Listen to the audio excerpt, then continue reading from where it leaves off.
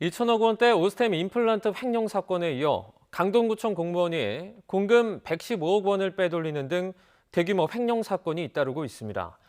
두 사건 모두 이 횡령한 돈이 주식 투자에 사용이 되고 큰 손실을 보면서 피해 회복이 어려운 상황인데요. 2년 전에 시작된 주식과 가상화폐 투자 광풍의 영향이라는 지적이 나옵니다. 신준명 기자입니다. 공금 115억 원을 횡령한 혐의로 구속된 강동구청 소속 7급 공무원 김모 씨. 횡령한 돈 대부분 주식에 투자했는데 이 가운데 77억 원을 손해봤다고 경찰에 진술한 것으로 알려졌습니다. 혐의 인정하시나요? 돈 횡령한 이유는 뭐예요? 주식에 투자하신 거 맞나요? 강동구청 횡령 사건이 알려지기 불과 20여일 전에는 오스템 임플란트 직원 이모 씨가 회사 돈 2,215억 원을 횡령한 혐의로 구속됐습니다. 이 씨 역시 수천억대 횡령금을 주식 투자에 사용해 이른바 파주 슈퍼겜이라고 불리기도 했지만 수백억 원의 손해를 감당하지 못했고 결국 주식을 현금화해 금괴나 부동산을 사들인 것으로 조사됐습니다. 피해자들에게 하고 싶은 말 없으신가요? 단독범행 맞으세요? 윗선에서 지시했다고 하셨는데 사실입니까? 앞서 광주광역시에선 은행 직원이 2년 동안 26차례에 걸쳐 고객예금 3억 원을 횡령한 뒤 주식에 투자한 혐의로 기소돼 징역 6개월에 집행유예 2년을 선고받기도 했습니다.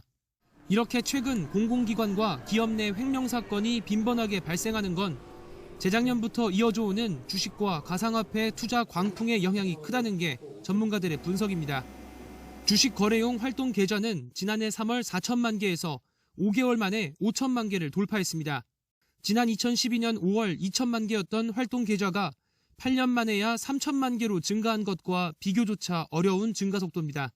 가상화폐 투자자도 재작년 말 162만여 명으로 집계됐는데 5개월 뒤엔 587만여 명으로 420만 명 넘게 늘었습니다.